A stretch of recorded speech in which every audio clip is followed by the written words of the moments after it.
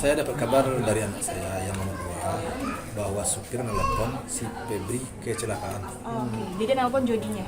Jodinya nelpon, mungkin Jodi nelpon kepada anak saya yang nomor 2. Iya. Setelah itu, pas saya ditelepon, Pak, si Febri udah dapat kecelakaan. Di mana? Di tol arah ke Surabaya. Oke, begitu mati telepon, gambar masuk 1. Wah, arah ini kan begitu. Saya telepon langsung si Jodi. Jadi, kamu di mana? Dia nangis. Si Gala nangis dalam pangkuannya kali. Kenapa kamu nangis? Iya, ya om. Dia nangis. Terus setelah dia nangis, ada apa? Kenapa?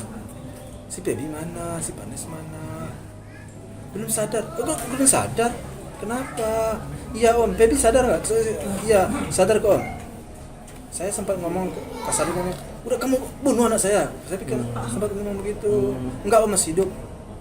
Mati telepon. Saya telepon lagi dimatiin. Waduh, saya perasaan saya mengatakan ini udah ada yang nggak beres. Udah gelisah. Saya cari tiket pesawat. Langsung anak saya pesan, tolong cari tiket pesawat berangkat kita langsung Surabaya.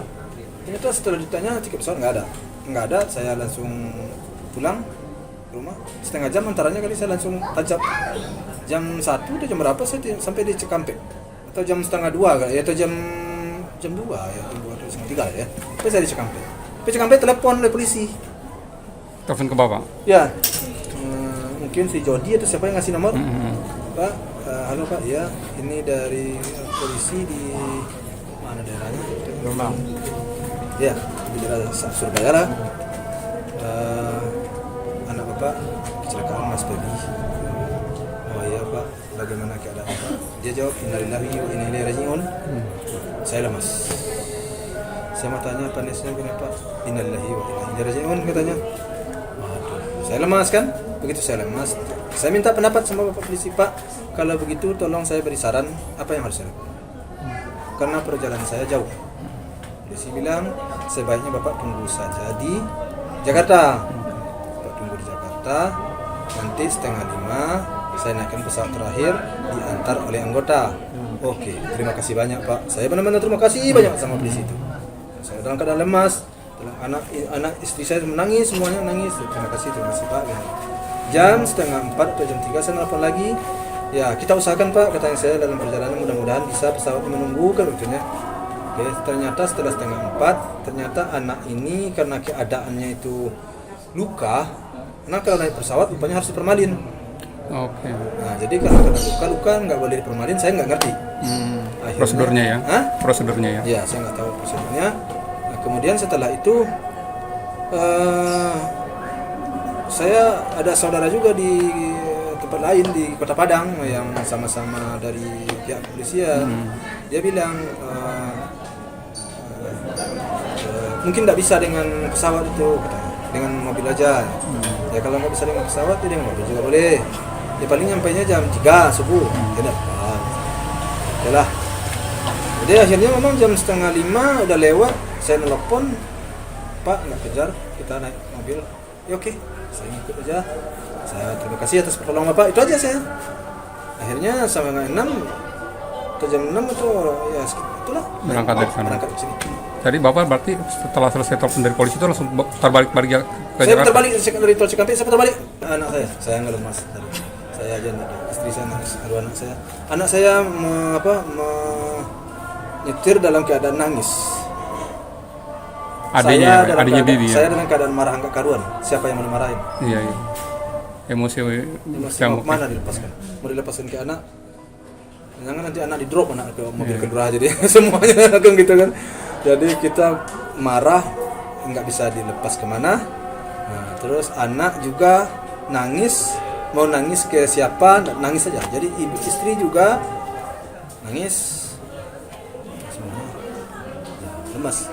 Akhirnya dengan dengan daya yang ada, alhamdulillah kami sampai di rumah kami sebentar istirahat. Udah, sekarang kita bersikap ya sudahlah terjadi, Tuhan telah menentukan itu yang terbaik, kita terima saja.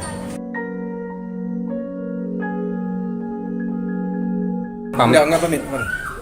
Oh, enggak pamit. Enggak pamit dia kemarin. Cuman beberapa hari yang lalu dia ngomong dia mau ke Surabaya, tapi pas berangkat enggak. Oke. Tapi Bapak tahu jadwal hari itu dia mau akan berangkat? Tahu saya dari istri saya. Istri saya bilang saya pagi-paginya mau ke sini ke rumah Pebi. Ayo kita ke rumah Pebi mah.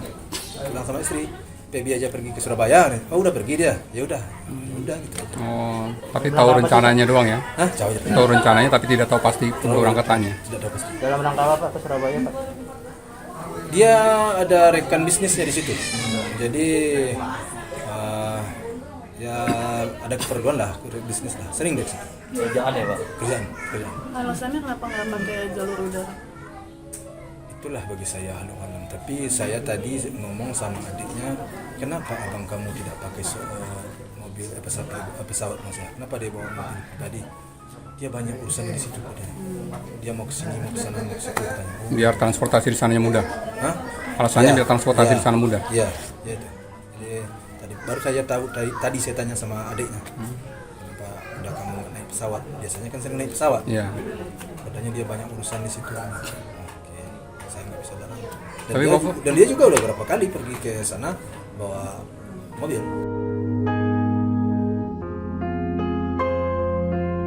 Jadi saya nggak mengenal pribadinya, tapi saya udah kenal sama dia lebih kurang 2 tahun. Tapi saya nggak mengenal pribadinya. Untuk Jody sendiri tinggalnya kan bareng di sini ya, Iya, bareng Bapak? bareng. Ya. Bukan di rumah sini dia tinggal, dia kan ada kantor. Iya. Di kantornya tinggal. Jadi secara pribadi saya tidak mengenal, cuman saya tahu bahwa ini namanya Jody, supirnya, kemudian sering ke rumah saya di sana, sering juga dia datang. Kadang-kadang minjam apa kayak gitu. Tapi pernah ketemu langsung nggak sih Pak sama Jodinya sendiri Pak? Pak Jody?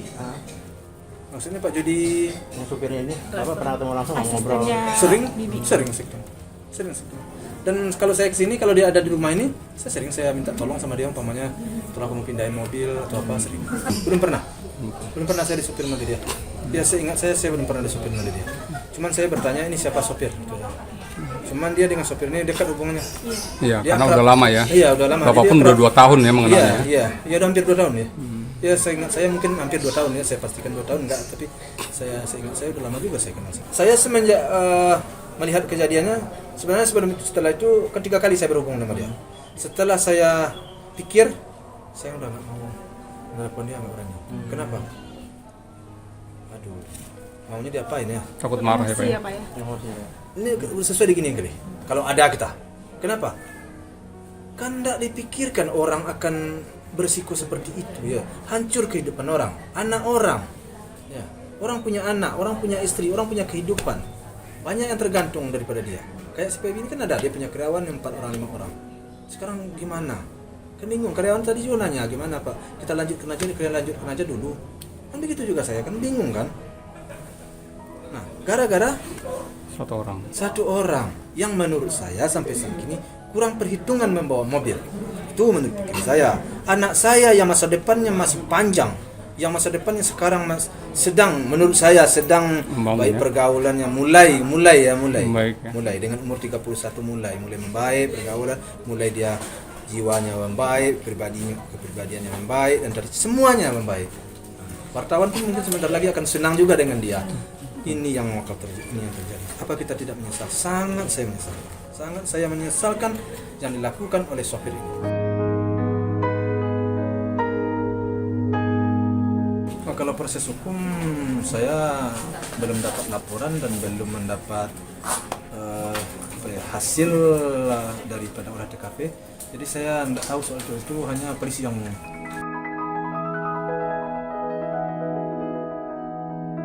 Itulah yang saya tidak pasti karena saya nggak ada dapat laporan dari kepolisian. Tapi kalau melihat kejadiannya, ya entah bagaimana kecepatannya, saya juga bingung. Kok sampai seperti itu? Akibat yang ditimbulkannya itu memang sangat menjadi pertanyaan bagi saya.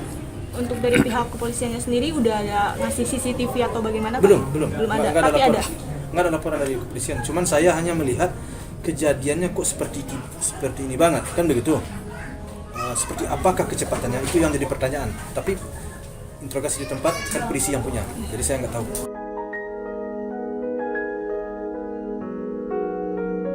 Sudah terjadi lagi. Sebenarnya saya nggak kuat dari kemarin, sehari kemarin saya nggak kuat, baru hari ini saya kuat. Ikhlas. kalau dibilang ikhlas, kan seharusnya memang kita ikhlas. Tapi saya tidak ikhlas dengan pekerjaan si sopir ini. Yang namanya meninggal ya gimana lagi? Iya. Itu Tuhan sudah menentukan begitu ya. Sudah ketentuan Tuhan begitu. Apa yang mau kita bantah? Apa yang mau kita protes? Tetapi saya tidak ikhlas dengan pekerjaan si sopir. Ini si sopir ini ngapain dia bawa mobil kayak begitu? Itu pikir saya. Iya. Ini hasil apa belum keluar ini. Tapi firasat mengatakan bahwa sopir ini kencang tidak terkendali. Apa dia tidak memikirkan orang di atas, anak kecil, istri bosnya, kan begitu? Iya. Bosnya, kemana cara berpikirnya? Itu menurut pikiran saya. Allahu alam lah, nanti interogasi yang menentukan siapa yang salah, siapa yang benar, kan gitu. Tapi kalau menurut saya, ini sopir Di luar kendali. di luar kendali dan pekerjaannya tidak benar. Kalau foto itu ya kita kan nggak bisa menolak. Kalau memang itu kejadiannya, ya kami atau saya dan pihak keluarga Panis itu menerima. Yang udah begitu kejadiannya, siapa yang mau disalahkan? Kan saya salahkan anak saya. Kalau seandainya anak saya salah, istrinya sampai begitu, saya akan marah. Tapi yang salah siapa? Mereka salah semua. Yang paling salah supir. Itu menurut saya. Kenapa? Panes kalau dia waktu itu nggak tidur, nggak bisa menyalahkan Pebi. Kenapa? Kalau Pebi itu tidur bangun waktu itu, si Panes nggak bisa nyalakan. Kenapa? Kalau Pebi nggak menyuruh sopir itu pelan, si Panes harusnya menyuruh pelan. Kan begitu kan? Ngapain kencang-kencang? Ada yang mengingatkan. Jadi siapa yang salah? Yang salah ya supir. Nah, kalau si Panes tertidur, si Pebi dengan tertidur, mereka salah semua. Kenapa tidur diserahkan nyawa kita sama orang? Itu pikiran saya. Jadi siapa yang disalahkan di sini? Ya yang salah sopir.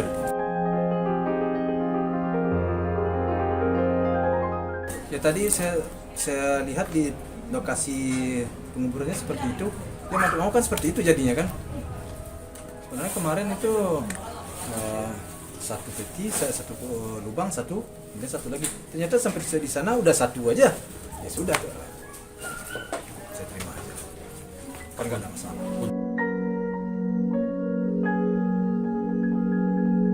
Ya Vanessa kalau di mata saya sih Vanessa menantu yang sesuai lah yang diharapkan oleh istri saya.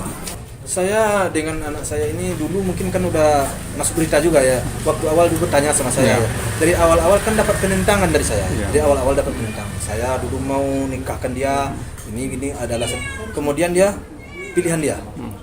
Tapi begitu dia menentukan pilihannya kan saya terima langsung. Saya terima dengan pandai-pandai aja saya memberi arahan dan pandang.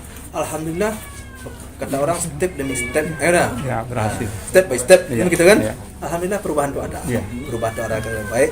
Alhamdulillah ini dalam masa setahun ini Kelihatan baik, ya. semakin baik. Saya semakin besar hati, dia pun semakin merasakan hasilnya, semakin besar hati. Pandangan pun orang dan yang dikerjakan itu baik.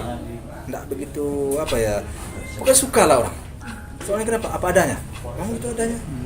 Nggak kita melebih-lebih, dia nggak melebih-lebih, dia nggak mengurangi. Alhamdulillah berjalan. Begitu mulai orang masyarakat mulai menerima, katakanlah masyarakat, orang banyak mulai menerima, penggemar mulai menerima, orang tuanya mulai menerima. Sekarang terjadi hal yang tidak diduga-duga atas kelalaian salah seorang supir. Tapi memang makanya saya tabah sekarang, memang disalahkan supir 100% tentu nggak bisa. Kenapa? Saya kembalikannya memang Tuhan kali ini.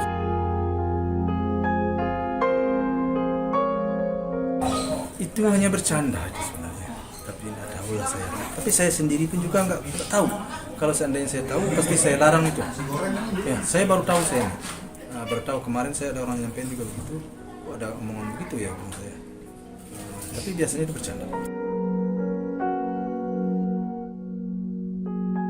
Ya sebenarnya kalau dia ingin menambah omongan, banyak juga ceritanya. Dulu dia sudah mau nambah omongan. Saya namanya orang kota, kan udah jadi orang kota. Saya sekarang dulu saya orang kampung. Jadi kalau nama orang kota, kita jangan terlalu rapat-rapat banget lah anak sekarang. Kenapa? Biaya anak itu sekarang besar. Nah, jadi kalau dia nanti sekolah, kuliah, yang satu belum tamat, semesternya 12 juta. Yang satu lagi uang semesternya 12 juta, 24 juta sebulan. Jadi per 6 bulan ya. Itu kan besar. Saya sampaikan. Jadi sekurang-kurangnya jaraknya tamat kuliah masuk lagi satu. Itu jarak anak pikiran saya waktu itu. Saya kasih dia pandangan, entah dimakan oleh dia, entah enggak tahu, tapi alhamdulillah sampai sekarang kan dia belum hamil. Itu aja alasan saya. Selesai kuliah satu masuk lagi. Oke. Berapa jaraknya kamu yang ngatur. Ya kalau kamu cuma tamat D3 anak kamu nanti ya 3 tahun lah kan begitu. Nah, kalau satu ya itu 4 tahun kan begitu. Itu waktu itu saya bercanda sama dia. Namun saya bilangkan kepada kamu, berat ringan kamu yang akan mikul, kata saya.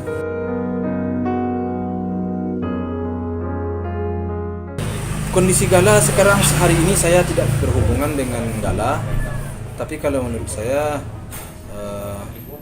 kondisi mungkin baik-baik aja, karena yang menjaga di sana itu orangnya orang baik, terus orangnya sama dengan Vanessa dan Baby oleh Gala, jadi orang baik dan orangnya ya perhatian lah. Untuk cucu nanti siapa yang rawat? Cucu nanti yang rawat. Itu belum ada pembicaraan sama si bapaknya Panes, tapi kalau seandainya bapaknya Panes, ya udah Pak Haji jaga aja lah, kita saling beri masukan aja bagaimana supaya masa depan anak ini bisa baik, kita saling beri masukan. Kalau nanti itu ya kita akan jaga. Ya doanya kita berharap kepada Tuhan Yang Maha Kuasa. Dan juga saya juga berharap kepada para wartawan semua, sekiranya anak saya ini punya kesalahan agar sekiranya beri maaf. Baik Pebi, baik Vanessa diberi maaf.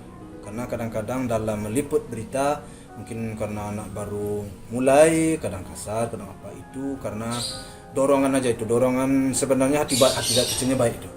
Jadi saya mohon kiranya kesalahan itu dimaafkan. Ke depan mudah-mudahan Tuhan mengampuni segala kesalahan-kesalahannya dan menerima segala amal ibadahnya, dan ditempatkan di tempat yang terbaik di surganya. Kemudian anak yang ditinggalkannya ini bisa kami didik menjadi anak yang berguna bagi keluarga, lingkungan, orang tua, nusa dan bangsa, dan bisa terbuka pikiran dan ya pikirnya untuk kemajuan dunia ini, bisa dia istilah orangnya memberikan kontribusi untuk perkembangan dunia gitu. Nah, itu saja. Kemudian para wartawan pun juga tidak lupa memberikan suatu support kepada Gala. Kan Gala ini kan ini mudah-mudahan Gala ini jadi terkenal lah, kalau terkenal di kebaikannya. Nah, ya, walaupun kecil.